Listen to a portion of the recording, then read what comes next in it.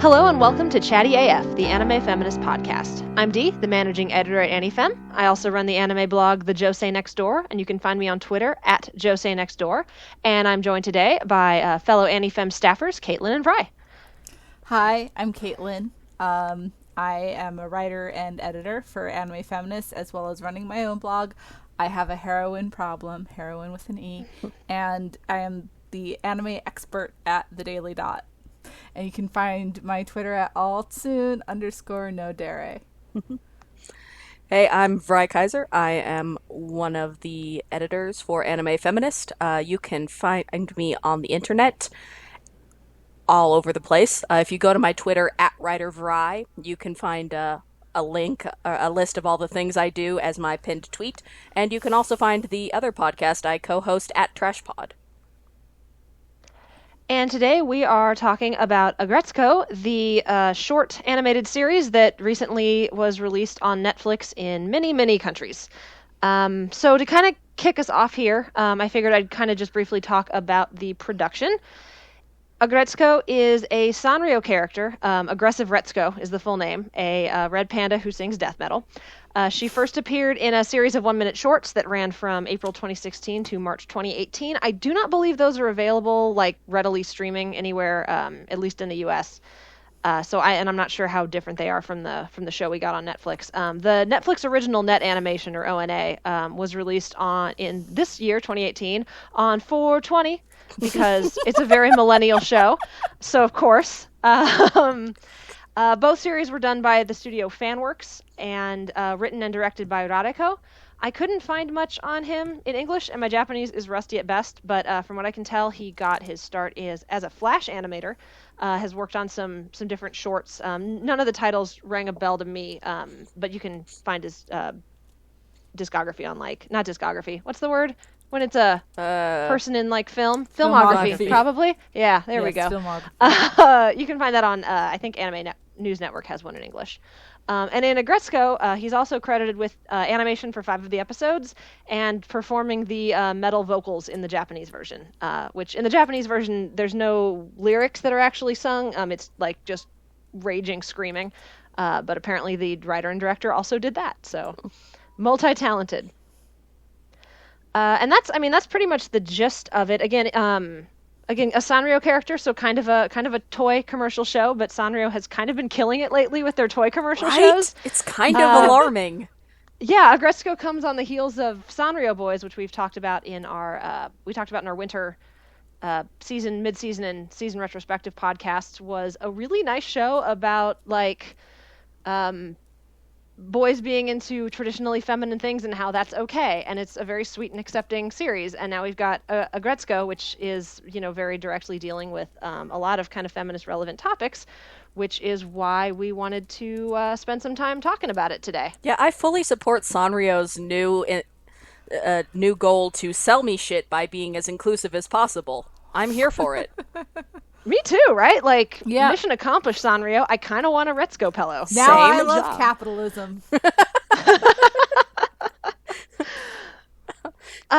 So just to kind of get us started, I figured I'd check in with you guys and see sort of your general feelings about the show after having watched it all the way through. It's good. It's great. It's good. Yes, it's good.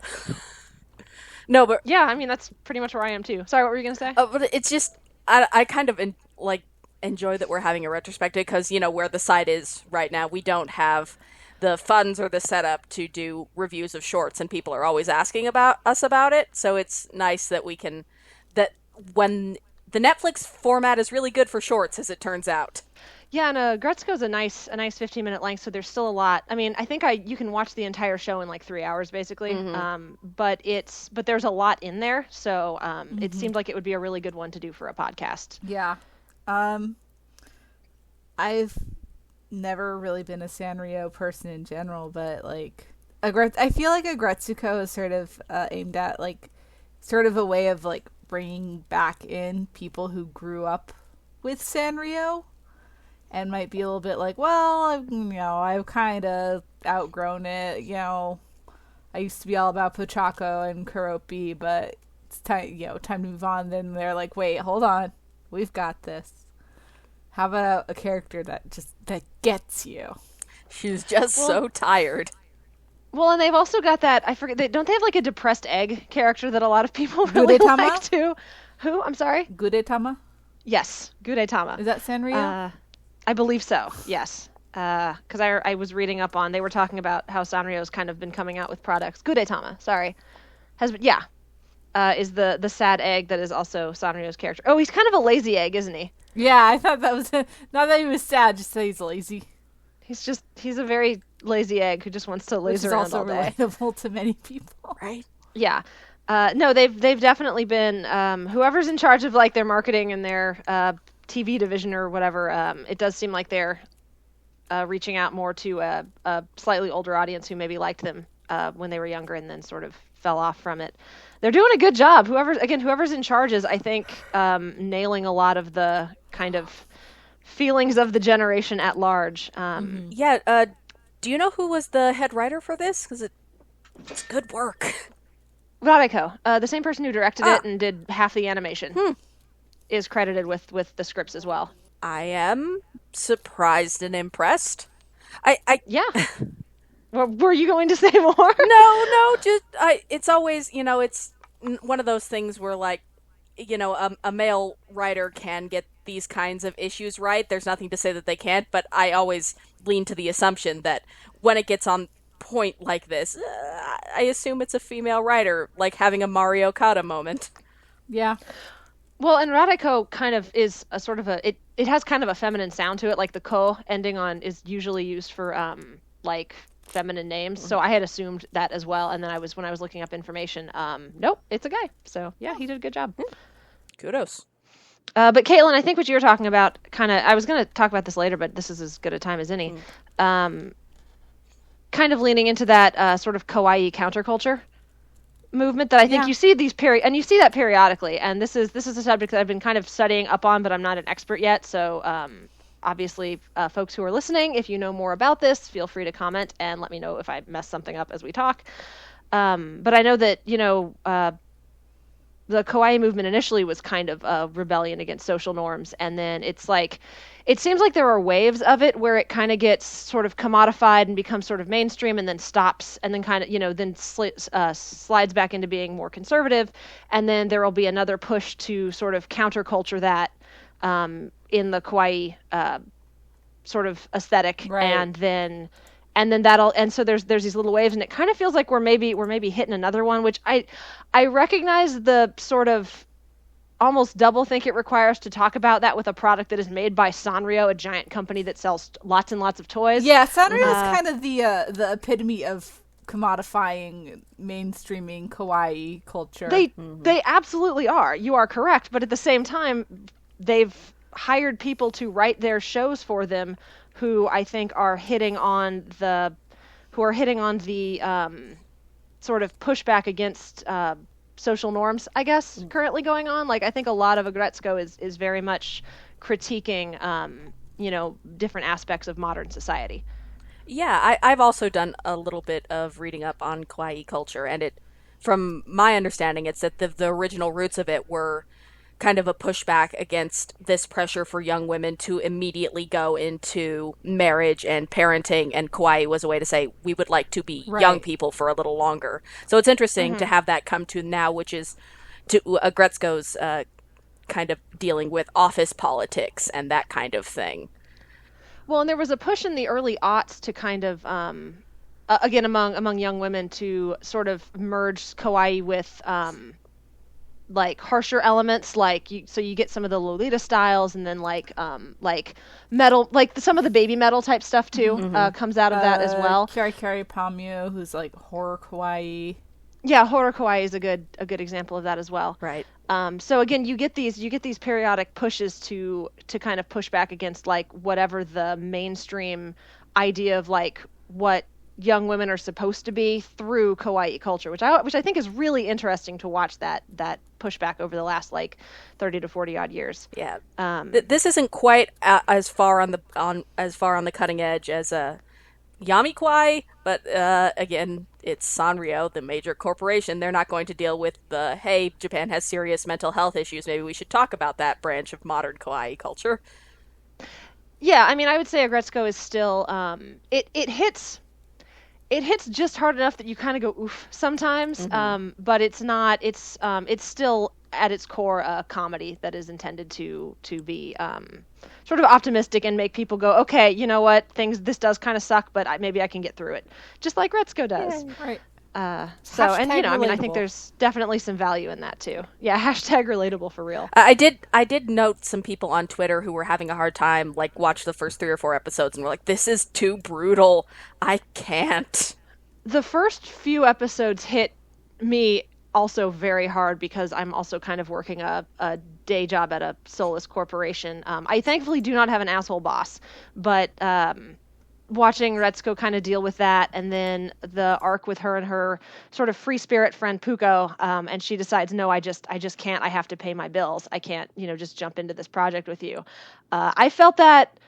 I felt that deep in my soul. Sorry, what were you saying, I Caitlin? think Puko is sort of who everyone wants to be. I wish I could be Puko. Like, but not a lot of people can sort of maintain that way of living. I am surprised that the show. Well, as soon as that arc came up, I immediately thought, okay, she's gonna flake on her. Oh yeah. Oh Yeah. yeah. And it's not quite that brutal. It's just like, no, we're still going to totally do this thing. It's just that it will be extremely unreliable and uncertain for several years. Good Which is luck. true of, I mean, and that's how startups typically work. I mean, you do kind of have to take that leap. And honestly, watching the conversation between Puko and Retsuko kind of reminded me of when Amelia and I have conversations about Anifem. Because Amelia's like, yeah, let's do it. We got this. And I'm like, oh God, I have a day job and I need to, pay my bills. And how are we going to make this work? Because I really want to. So when Retsuko like kind of pulls back, and I will give this show a lot of credit for, I think it does a really good job of not really 95% of the characters are humanized and not like they have different ways of dealing with their lives and like modern society and office culture and all that, and the show does a nice job of kind of saying that there's lots of different ways you can get through those things. Because I think with like Puko, like you guys, I thought she was gonna flake on her or end up being kind of awful, and she's not. She's got her own way of doing things, and it just clashes with Retsuko's, and that's okay. Mhm. Right. It's interesting because like they're not like shallow archetypes, but they're all still recognizable types. You know what I Mhm. mean? Like I feel like a lot of us know a Tsunoda. A lot of us know a Puko. A lot of us know a Feniko. What was the hippo's name? Kawaii. I think everyone knows a Kawaii. um, God, yes. but like I think a lot of us have worked for a tone to some extent, yeah. Um, or a Tsubone, one of the two, if not both. no, definitely. I've definitely worked for Tsubone. But at the same time, like they're recognizable types, but they're not like totally just like stereotypes. You know what I mean? Yeah, and I think that even the characters who, like you said, like they're the recognizable types, but I think a lot of them they spin them to be more positive than they're often displayed. Like I really enjoyed because I mean even by the end of the series I did not care for Tsunoda. She's just not my kind of person, not my kind of deer. But You're right. But by the end, she has that conversation with Retsuko where she's like, yeah, I know, I kiss up. It makes him easier to deal with, so that's why I do it. And I like that the show doesn't really, and even Washimi's like, yeah, that's smart of her. Like I get why she does that, and that's okay. And so I like that the show kind of it doesn't go the route you think it's going to go with characters with a character like Tsunoda or Puko, where you think they're going to end up being like the quote unquote bad woman because they're doing things that aren't what the expected good girl is supposed to do, and it's like, no, they're fine. This is another way of coping with what's going on and trying to live your life as best you can.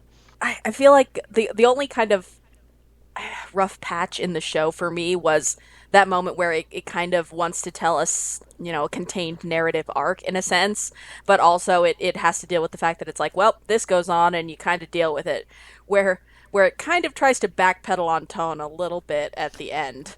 Yeah, like I mean, I kind of get it. Like he's awful. He's still a person.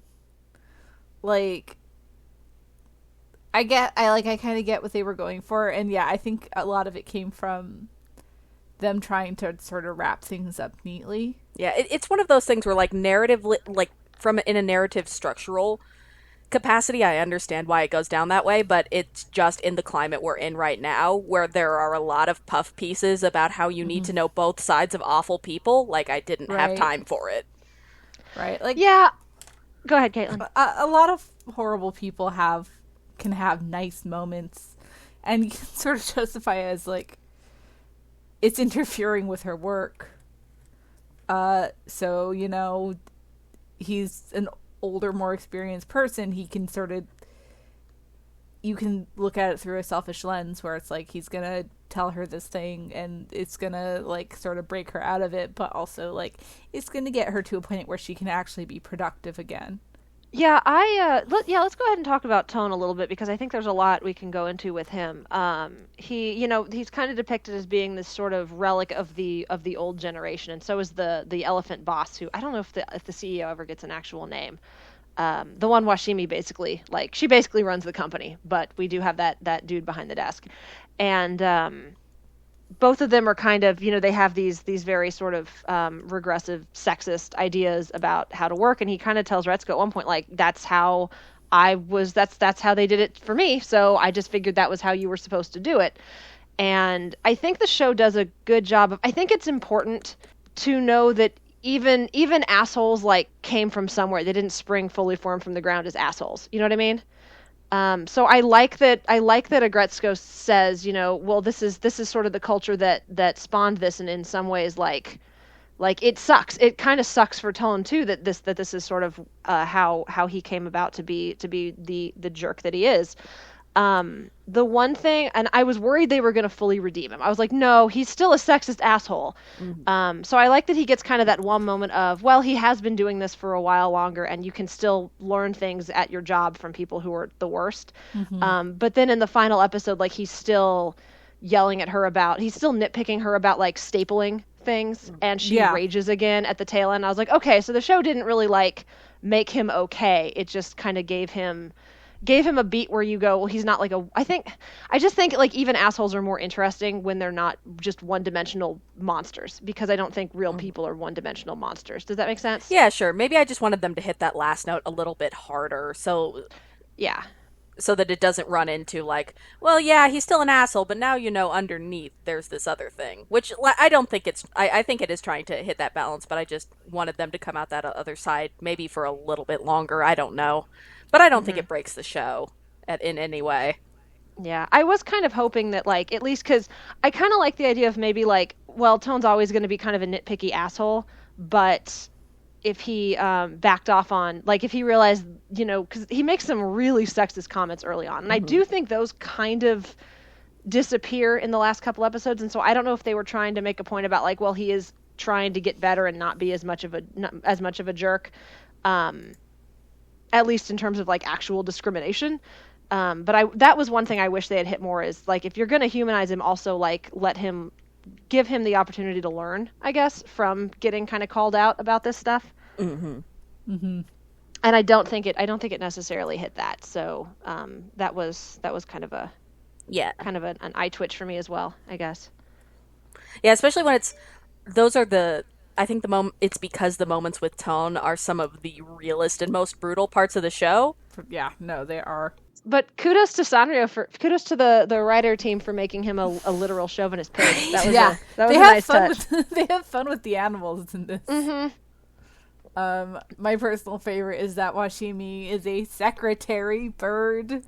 Yes, and and when the CEO has dumb ideas, she literally just kicks them apart. It's amazing. Washimi's very good. Washimi is the best. I love both of the well, let's talk we've kind of been talking about gender dynamics a little bit with the shitty bosses, but let's kind of talk that in terms of, and with the women, let's kind of talk about that in terms of the relationships and Retsuko's friendship that develops with Washimi and Gori. It warms my heart and waters my crops. I think it's really interesting because they sort of follow up on Puko, where Puko, like, is sort of seems to be offering this escape, and then the ideal is not very much matching the reality, and so Retsuko feels just so hopeless. Mm-hmm. And then Washimi and Gori come along, and they're able to offer her like this actionable, useful advice and give her like realistic perspectives on things, because they have navigated these situations successfully. They are, sometimes their pragmatism is kind of a bummer, where it's like, you can report this, but like he's just gonna, and it might make things better for a little bit, but in the end, like he's really just gonna get shitty again, which is what happens. Yeah, I mean they knew, but I do still like that. Like even though they're kind of aware of the situation, they do try to help however they can. Like Washimi really pushes through she basically reports him for power harassment and gender discrimination, I think she says. So, and the boss is gonna brush it under the rug. He's like, well, you don't have any proof, so it's fine, right? Which is his desk so apart. Yeah, I think I cheered a little bit at that part because I was like, "Oh, you asshole!" And then she kicks his desk. I'm like, "Yes, it's amazing." Right, like I wish we could do that at our jobs. Just kick the boss's desk in half sometimes. Not the anti-fem job. I don't want to kick Amelia's metaphorical desk in half. I like Amelia, but I think we have all worked shitty office jobs. Yeah. Not really. Shitty retail jobs? No. Some kind of job where you ever wanted to kick your boss's desk in half. Yeah. Yeah, so that was but yeah, I love the supportive relationships and like you said, kind of the pragmatism that they're able to offer her. I also love that like there's a lot going on in this show in terms of, I think they do a nice job of touching on a lot of Retsuko's relationships throughout. I mean there's a couple of kind of romantic subplots going on as well, which we'll kind of get into as we later. But I love that the female friendships really are the core of the story. Like, like even at the very end when she breaks up with Resasuke, and again we'll talk about that more later. Washimi and Gori are like walking to the karaoke room, and it's like welcome back. And so the ending is the three of them kind of being reunited. And I love that the show manages to have conversations about relationships and marriage and romance and things like that. While not making that like the actual happy ending or like the whole point of the series. I think it does a really nice job of showing the supportive communal bonds that you can kind of build through your job. Yeah, it definitely like, because I think the emphasis is it recognizes the complexity of the situation and the reality of the sort of the situation, that like there's no easy answers and you do your best, but that's not honestly probably not going to fix things, and you try anyway, and you support each other anyway. But the thing that is really helpful, that really improves Retsuko's life and her situation is the allyship and the ways she and what is the word I'm looking for? The support, that they understand what she's going through and they can offer her advice, but they get it. They've been there. They've navigated it, and they know it sucks, and they know it's hard, and it still sucks and is hard for them at times. It's a really just a very it's not optimistic, but it feels real, in a really satisfying way. Yeah, I mean, I tend toward shows like Utena, like, fuck the system shows, but it's important to have ones like this where it's like, okay, but sometimes at the end of the day, you have to live in the system, and this is how you're going to survive it. Which is a nice thing to have in a way that, like you said, is so supportive of those female relationships, which is one of the concrete things that we can work towards changing in media. Because even with, like, Tsunoda, who is, like you said earlier, Dee, like the typical suck-up type of hyper-femme girl who would normally be the enemy in, like, a not like other girls kind of story. It's just, she's getting by. And she'll go out for drinks with you, and she'll probably level with you. Don't trust her, but, like, she's doing her thing. She even invited them along She's to her social mixer. So, I mean, she's doing her best. she's not out here to live by ideals. She's not out here to try to break down the system. She's out here to survive. I will say one thing that bummed me out to kind of get into another thing I know we wanted to at least touch on is when Gori comes over and stays at Retsuko's house and the dub changes a line about where the subtitles are about Retsuko being annoyed that she's being imposed on without being asked, and the dub is a line about how Gori is going to stretch her clothes out, and I'm like, oh, did we have to? And like for the most part I like the dub. But some of the choices it makes are some choices. Big shoes. Generally speaking, I really enjoy the dub. But what? That big shoes to fill line is a masterstroke in the dub. I don't remember. When was this? It's like in the first episode where Retsuko accidentally wears Crocs. And she runs into Tsunoda in the lobby. She's like, don't notice. And Tsunoda's talking about how like she did this awesome job. And she really looks up to Retsuko for blah, blah, blah, for planning this thing. Mm-hmm. And like her eyes like look down. And then she looks back up and finishes what she was saying. And in the Japanese, it was just some line about how awesome Retsuko is. But in the English, she goes, I really have some big shoes to fill. Yeah, I think the dub is funnier in some ways. I think they tried to make it a little bit snappier as far as some of the dialogue comedy goes. But that also means that they made some mistakes along the way that made things meaner than they needed to be. Mm-hmm. And the one point that we should bring up, even though I don't think the three of us are particularly qualified to like discuss it, but we should at least touch on the fact that Gori, who is a gorilla, is voiced by a mixed race woman, and is played with a voice that is very much kind of like your stereotypical like sassy black woman. And I like on the one hand, like I'm totally okay if you want to like black code some of the characters because I think that can be helpful in stories.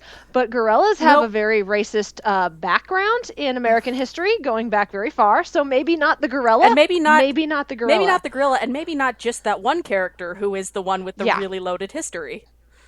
Yeah, also that.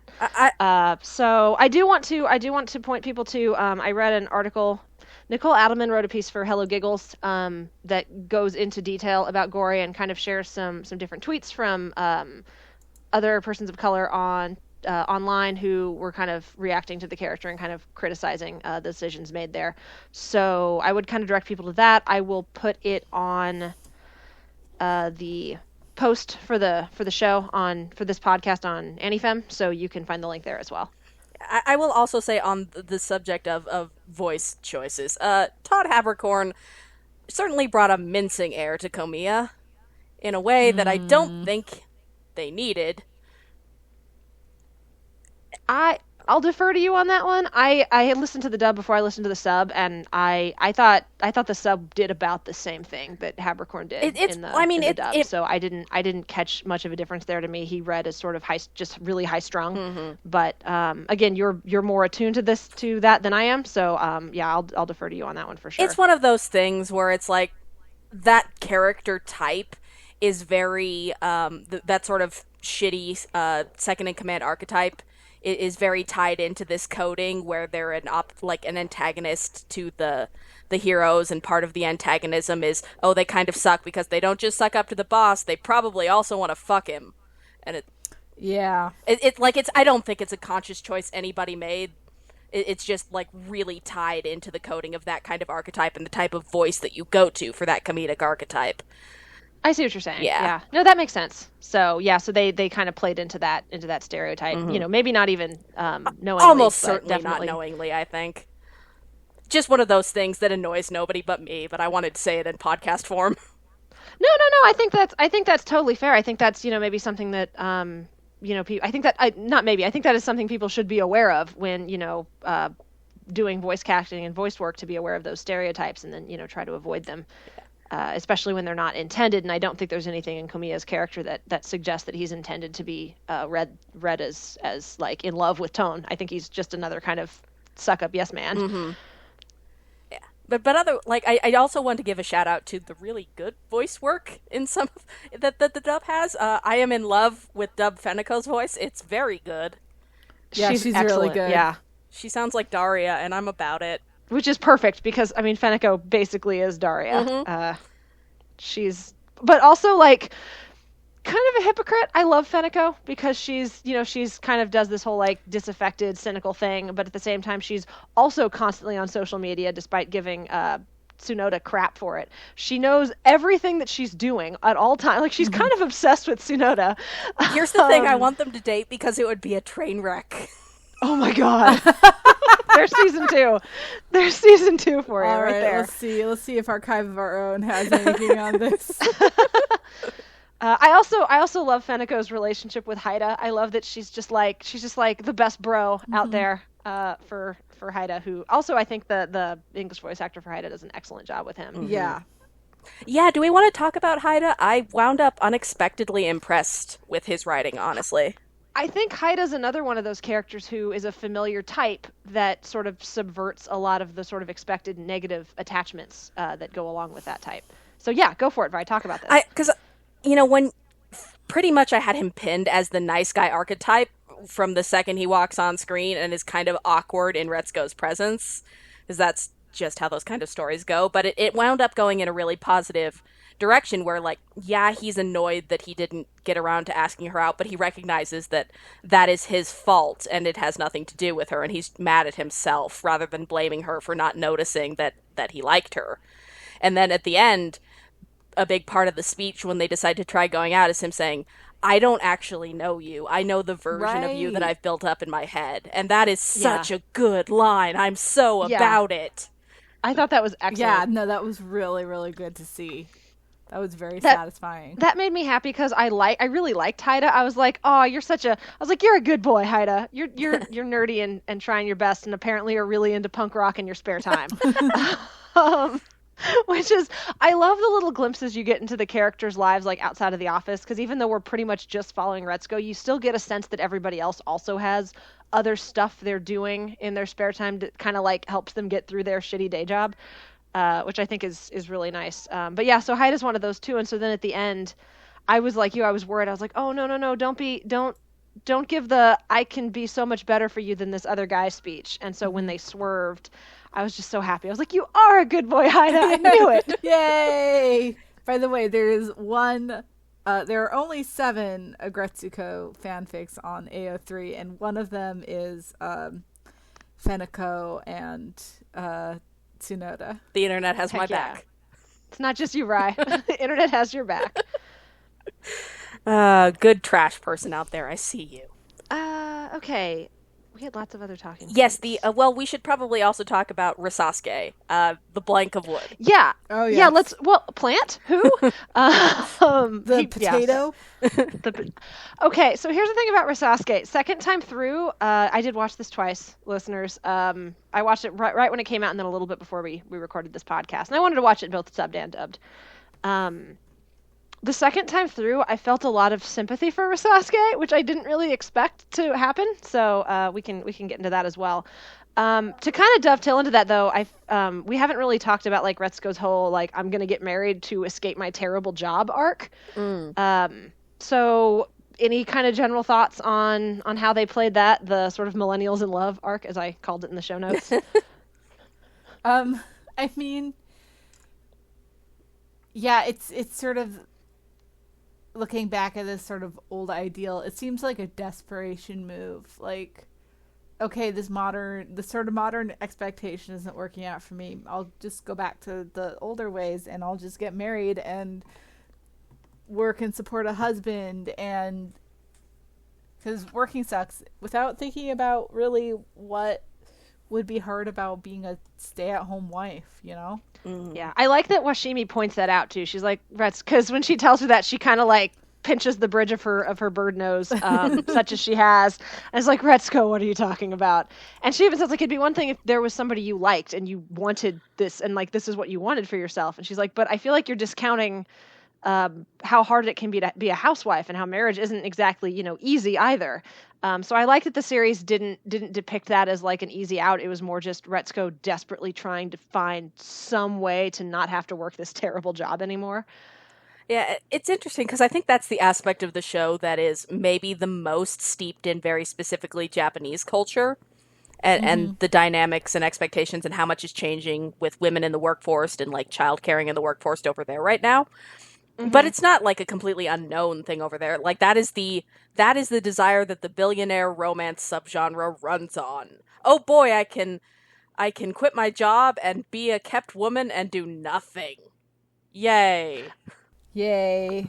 I mean, hey, I'm not doing nothing is gonna lie porn. to y'all. I've had days at work that were so bad that I went home and like, I mean, not seriously, but I said to a friend like, man, I just need to find a rich person to marry so I don't have to do this anymore. So Yeah, it's an appealing fantasy. yeah, so like I get where Resco's coming from, having had those bad days. Not something I've ever pursued quite as much as she kind of does here. The one thing I do like, because she then it kind of slides into that. We see this in anime pretty regularly too. This idea of like, well, I need to get in shape so I can get a man arc. Yeah. So Yeah. by the way, a funny thing about that is when people leave teaching, a lot of them look at office work as an escape. Like, I have had coworkers who are just like, I can't do this anymore. I'm going to get an office job where I sit at a computer all day because the chaos and the just physical, emotional, social labor of teaching is so much. And also, office I could workers. see that. Also, office workers get paid more than we do. So Typically, yeah. Yeah. Depends on the Generally. office job, but yeah, typically. No, I see that. I think that, yeah, that is kind of interesting though, because it's sort of, one person's hellish job is another person's like, oh no, that seems nice and simple and much better than what I'm doing right now. I mean, so. personally, I hate office work, but like, I've the few times my few ventures into office work, I have found myself teetering on the edge of depression. So, but yeah, no, that is sort of a very common thing with people who go into teaching is they burn out and they find something quieter and simpler in office work. Makes sense. Yeah. So, but Retsuko's burning out of office work and trying to find something that she feels will be quieter and simpler than that. Vrai, you made some groaning noises when I mentioned the fitness arc. I hate that plot point. I like Yeah. not I mean, I'm not wild about it in this show, but just in general, whenever it's the lose weight to catch a man thing, my soul dies and my skeleton leaves my body. Yeah, no, I hate that too. As someone who tries to, I try to go to the gym and try to stay in shape, but like because I want to be in shape, like that's why I do it. So whenever I see an arc where it's like I want to get fit, I'm like that's cool, and it's like for a man, I'm like no, stop. Isn't it enough to want to? I want to be in shape because I don't want to like die being in at shape. 50. Well, yeah, I mean that's certainly part of it. I just honestly, God, we're sorry. This is such a tangent, but I tend to just feel better when I have like a little bit of exercise in my regime. So that's part of it for me. I think that's just normal. Yeah, but what I was going to say about this arc, what I do like about the show is I think it does a pretty good job of showing that Retsuko's goals here are not good ones or ones she should emulate, because when she talks to both Washimi and Gori, they're like, no, we're here because it makes us we feel good going and getting this exercise. And I like that her goal was like to go to yoga and get a man, and she goes to yoga and she makes really good female friendships. So I like the kind of twist there where it's actually more about finding a supportive community, which is a big part I think for a lot of people of whether they join a team or go to a class once a week or whatever it is part of it is that supportive community that can kind of help you through your day. Yeah, and that's a fair thing, that like sometimes doing something for the wrong reasons still leads to good results. Mm-hmm. And also it gives us the yoga instructor who is Yoga. So I'm of two minds here. One, it's appropriation-y. It for is. sure. That's fair. But it's also so freaking goofy that I can't even be super mad about it. So, yeah, I had the moment when he's like, I think he sends Gori the number for the death metal music like Via the Mysteries of the Cosmos, and I'm like, oh, I'm kind of wincing, but at the same time, this is clearly not serious. So I feel like you're maybe mocking people who think that this is what yoga is. I wasn't really clear on what they were doing there. So, but he shouts protein a lot, and it's music. Yeah, He's a helper. I mean, obviously, I am not the person to give the definitive explanation on that. It did strike me as very like, maybe because I live someplace with a lot of new age fuckwads, I was dying. Yeah. I was dying. Yeah, and that's the thing is, I think it's poking fun more at the new age instructors than it is at like actual yoga or like Hindu or Indian practices. I think that's what it's going for. But there was a little part of me that went, I'm not 100% sure how cool this is. But again, not really my subject to discuss either. Yeah. So yeah, that is. I'll leave that to others in the comments if we have any Indian or Indian American readers who want to, or listeners who want to weigh in on that. Please do. But I figured it was worth bringing up for sure. It's also kind of worth noting, I meant to mention this earlier when we were kind of talking about the gender dynamics.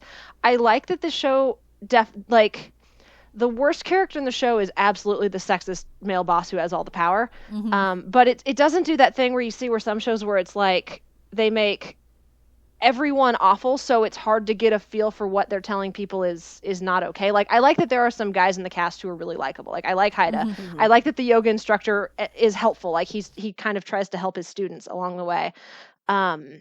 I think that you can lose the message of, it's the same way when you have a show where it's like every female character is kind of a brat or something, where it makes it like, oh, what you're telling me is like all women are bad or all men are bad or something like that.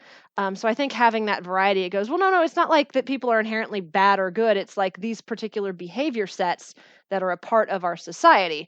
Like the sexism and misogyny that comes out of tone, or the power harassment. So I thought the show did a nice job of having casts that were balanced enough. I think there are definitely more awesome female characters, and I'm glad for that, because I think that makes this more a show about those different relationships and kind of the way women in the workplace in Japan in the year 2018 are sort of navigating through a space that is opened up to them really fairly recently, all things considered. It's a lot of shows. Yeah, but I like that the show did that, because I've definitely watched some series where they're sort of trying to critique that, but then they don't give any positive examples, so you don't get a real good feel for like what specifically they're criticizing, if that makes sense. They're able to make it so that they're criticizing the system, not criticizing like men as inherently terrible beings. Exactly, and I thought Aggretsuko did a nice job with that by having some decent dudes in the mix. Speaking of those dudes, sorry, we are moving back to Resasuke. I told you we'd get there eventually. I do think I see what where I would guess you're going, is that like he's not an actively malicious character. The harm he does is because he is oblivious and hasn't kind of taken the amount of social care and obligation that other people around him are taking, which ends up hurting Retsuko. Right. So like it's one of the He's not malicious. He's just thoughtless. Yeah. Which is one of those things where like, yeah, okay, I will definitely lend you more to go on for that, but also there comes a point where you're an adult. You're an adult, about the same age, presumably, as Retsuko, who is so tired all the time.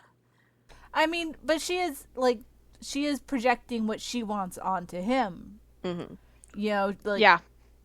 way she sees his features are different from how they are. Like, right. That's such a good visual gag, too. It just made me giggle every time. I love, by the way, that they go to Disney World, and that's the one episode that doesn't have a death metal song. It has a Disney song. When she's like in like not real fluffy love. I thought that was an amusing little dig there. But no, my thing with Resasuke is he kind of gets.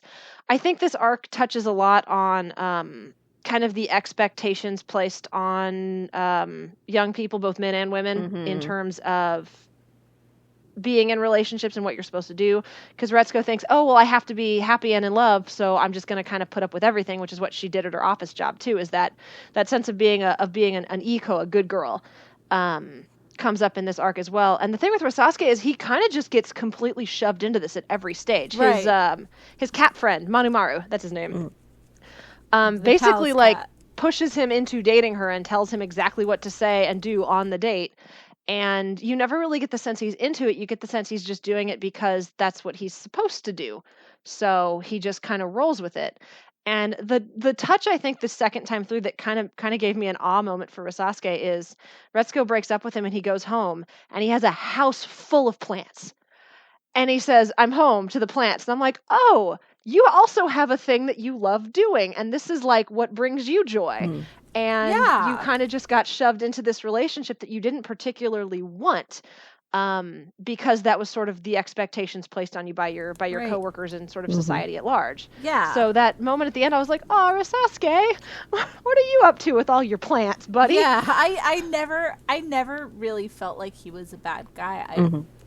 I felt like I said, Retsuko was kind of the one who was projecting what she wanted on out of him, and she was like, making excuses for him, just like because she wanted him to be a certain way, and the pressure of pretending she was happy in this relationship was so much that it was the only thing she could focus on, and that was why she was like getting to be crummy at her work. But like we didn't get his perspective, but it seemed like he was just sort of like, oh, okay, well, I guess she's just along for the ride, and he wasn't really like, I don't think he was ready for a relationship. No. Not a bit. He had zero interest in a relationship. Again, his cat buddy kind of shoved him into that. Yeah. His cat buddy, by the way, in the dub is fantastic. He steals he's in two episodes for like maybe 5 minutes, and he's just fantastic. When Resasuke keeps asking him, like, because he keeps saying like, "Oh, you need a girlfriend, you need to do this," and he's like, "Why? And he finally just goes, "No more talking." It's very good. Sorry, I wanted to give a little shout out to him, but again, I think that is Resasuke. He's the space cadet in the dub, and so I think he gets told, you need a girlfriend, you need to do this, so he just does those things. And I think Retsuko's coming at it from the same perspective, but she's really fighting to make it work because she personally believes that this is what I need to be happy now, and it doesn't work out, but she's okay in the end because again, she has those good female friendships, and they and a good welcome dude her at the back. office too. So yeah, and I do ship her and Haida. Like by the end, I was like, oh no, this is cute. I'm into it. So It's cute, and actually, the marriage in retrospect, the marriage arc winds up kind of being a point in Haida's favor, where Retsuko is initially feeling around for, all right, who are the dudes in my vicinity that I know, and asks, would you want a wife who stays at home, and he has to think about it, and he's like, oh, I mean, I guess I just want us to keep working, to both working and doing what we were doing, which is kind of nice. Yeah, he also points out that he doesn't make very much money, which is relatable. Which is kind of becoming a thing. I've read an article about this recently. There's still sort of this cultural pressure for men in Japan to be like the breadwinner. Gosh, I hope maybe I can find the article and link it to this post. I'm not sure I can though. So take this with a little bit of a grain of salt. But there's a lot of pressure there, but there's also wages for jobs. There's a lot more kind of contract work, and so the salary's not as steady, and so a lot of men don't feel like they have the money to be the breadwinner, but they're still expected to do that job. I mean, it's kind of the same here. There's definitely, I've read a lot of articles about women who feel guilty that they make more than their male partners, and listen, I've never felt guilty about that a day in my life. Yeah. I've wished that he makes more because I know that I'm going to be in a low paying job for my entire life, and I wish we had more money, but the fact that I make more is not what is making me feel bad. But there are people out there who that still matters to them in our own country, in the US. It's not something that is unique to Japan. No, that's very true. You're right. Yeah, I didn't mean to imply that it's unique there. Just that it is also a concern there, just based on some of the different things I've read. But yeah, but I think that Haida's Retsuko kind of thinking, oh, I can escape this job, and asking Haida about it, and him kind of coming back with, well, I don't actually make that much, so it'd probably be better if we both kept working. So I'm totally, and like, again, like you said, Vrai, like he has no problem with that. He does not feel the need for them to have like a like traditional husband-wife setup. So, which, yeah, is definitely a point in Haida's favor, I think. Yeah, it's nice. They're cute. They can rage at karaoke together. Yes, because apparently he's a punk and she's a death metal, and they could start a band, a karaoke band. I would love it if this series gets a season 2. I think it's good as, like, I think it has a very cohesive final arc. Again, I think it does a good job with the female friendships at the core of the story. I also, one thing I did kind of want to touch on a little bit is I think it does a nice job of showing, and I think you see this tension in a lot of media, not just in anime. But this tension between community, like the focus on community as being kind of more important than the individual, can definitely be something that crops up a lot, which can kind of bump up against more individualistic ideas that, again, there's sort of these broad general cultural ideas about like the West being more individualistic and Japan and other parts of East Asia being more collectivist. And there's some truth to that, and obviously it varies by the individual. But I think there's some pushback you see in media about kind of this place between the community being so subsuming the individual so much that it becomes like exploitative and parasitic, which is kind of what The Office is like at the beginning, where she's just being like worked to death and isn't really getting anything back from it, versus this idea of the community as being, you know, a supportive or symbiotic part of being a person, like other people who can help you and lift you up.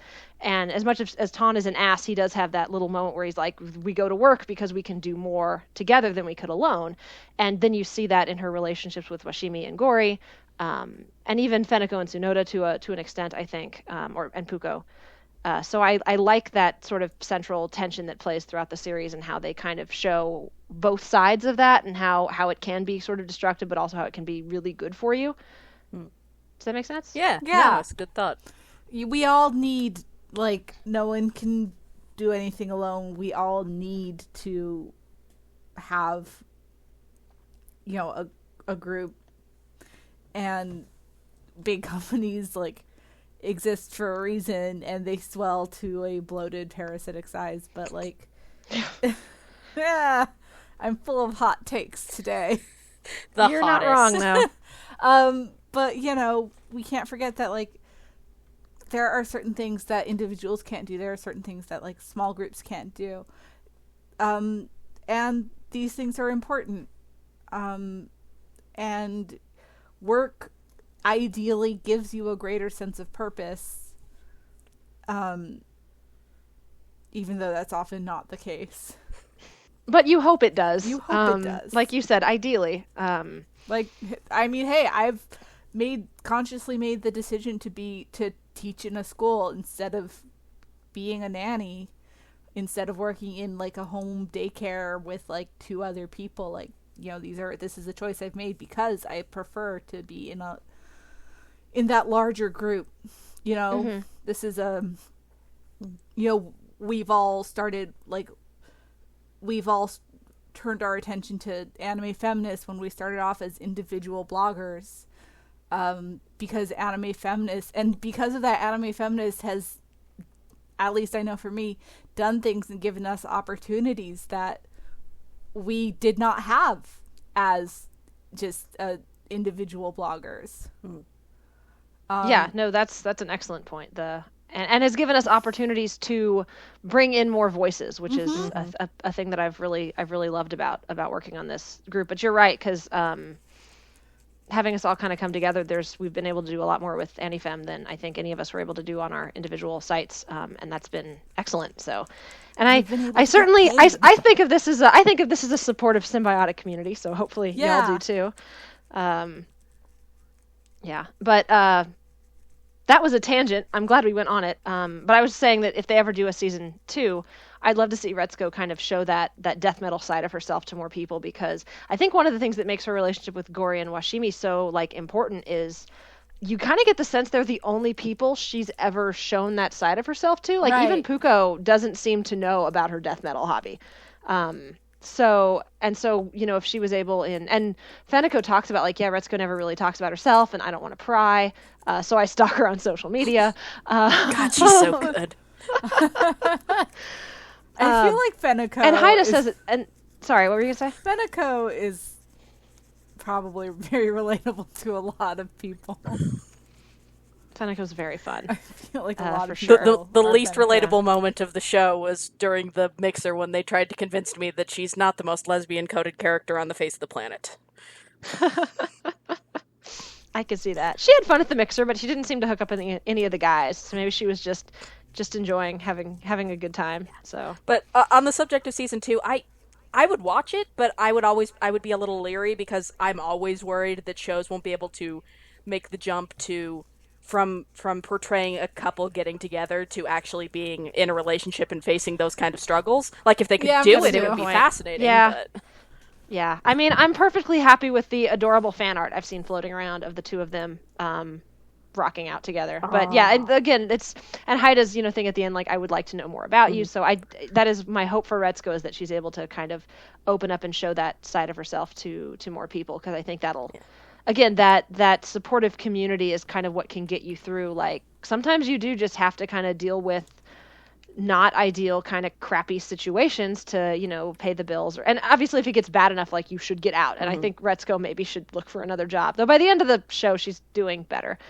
But having that community of people who you feel like you can be open and honest with really helps you get through those tough moments. And no matter what job you're doing, you're going to have tough moments. So that's my hope for Retsuko, is that she's able to build her little social group. I also there's not really a place to talk about it. I don't know that it needs spoken about, but I do want a minor shout out for Kawaii getting arrested for, like, industrial espionage at the end of which is the best, just out of nowhere joke that I've ever heard. That was incredible. Yeah, she's like a middle-aged working mom who is also apparently Who a can't spy. stop gossiping. Yeah. Because we have all known that person at the office, I think. Yeah. Wait, the spy or the gossip? Could be both, apparently. Could be both. keep your eyes on him. And then Kawaii back in the office at the end, like it's no big deal. Yeah, So I guess it all worked out. They couldn't catch her. Yeah, this show is nice, and I enjoyed it, and I am glad that it exists. Yeah, to kind of wrap up, I guess I feel like I know what everyone's answer here is going to be, but would you recommend it to listeners who, at this point, I mean, we've spoiled the entire show for you, so sorry, I guess. Would you recommend it to listeners? Would you recommend that listeners recommend it to their friends? No, I hate it. Yeah, we didn't have a ton to critique here. It was pretty much just a good time. It is, like, definitely, I will say that, it does, I think, balance the hope and the more traumatic elements well, but you don't feel bad if it gives you too many bad feels with the place where you're at your life in now, and you don't feel like you can sit with it, because that's also understandable. The cringe elements can be strong. Especially in those early like 3 episodes when she and Puko are having their discussion and things are really bad at work. I think once she sort of befriends Washimi and Gori, the show becomes a lot less of a rough ride. Gori is the best character ever. She's so good. She stands in her truth. I do adore Gori. She's also, we talked about Washimi being a secretary, but we never really mentioned Gori is the marketing director. So she's probably like the highest ranked character in the series. And she even talks about, like, yeah, I'm always getting flattered and told that I'm awesome. I'm like, Gori, I bet you rock at your job. She's so good. But she's also, like, adorable and kind of moe and just wants to be Retsuko's friend so bad. And I love her. Yeah, the cast is great. I don't have, like you said, Vrai, I mean, if you're in a place in your life where it's just a little too stressful to watch a character who is maybe too #relatable at times. Other than that, I don't really have any caveats for this one. Again, the dub might can cause some issues with the way they've chosen to voice Gori. And again, I would direct you to an article written by an actual Black woman who can talk about that with more authority and experience than I can. But other than that, yeah, I think it's a great show, and was kind of came out of nowhere for me. Like I did not expect anything from this one, and then I watched it and was like, you guys, we have to do a podcast. This is great. So it turned out, it was a pleasant surprise for the spring season, I'd say for sure. Mm-hmm. Any final thoughts on your end, Caitlin? It's good. It's very good. I feel like even if you don't work in an office, you'll find stuff that is hashtag relatable. Mm-hmm. Just because, like, listen, we're all just trying to survive the patriarchy out there. So yeah, no, I definitely I would recommend this to pretty much anyone. Yeah, I think like you said, we're all trying to survive the patriarchy out there, and this is definitely a show that engages with that in a way that is real, but also like not so real that it's uncomfortable to watch. So it gives you a little bit of hope, which is nice. Again, it's one of those shows that's like, we know it's rough out there. Do your best to keep fighting, and I appreciate that in my media. So. Okay, if that's all we got, then I'll go ahead and wrap us up here. We're at the hour anyway, so that works out. All right, folks, we hope you've enjoyed this episode of Chatty AF. If you like what you heard, tell your friends. And if you really liked what you heard, we'd love it if you'd head over to www.patreon.com/animefeminist and become a patron for as little as $1 a month. Your support really does go a long way towards making Anime Feminist happen. You will be helping us pay our editors, our contributors, the editor of this podcast. There's lots of future projects we want to do. We just broke even, but there's so much we want to do. We want to add more posts to the site. We want to make things more accessible. We'd love to get transcripts of these podcasts going, and so many things that we'd love to work on. So the more convention appearances, yeah, good point, Caitlin. There's we're to a point now where we're not losing money, but there's still more that we'd love to do, and you can absolutely make that happen. Help make that happen, and we'd super appreciate it. If you are interested in more from the team and our contributors, please check us out at www.animefeminist.com, on Facebook at AnimeFem, on Tumblr at AnimeFeminist, and on Twitter at AnimeFeminist. And that's all I got. Enjoy your Ragin' Karaoke nights, AniFem, and we will catch you next week. Bye.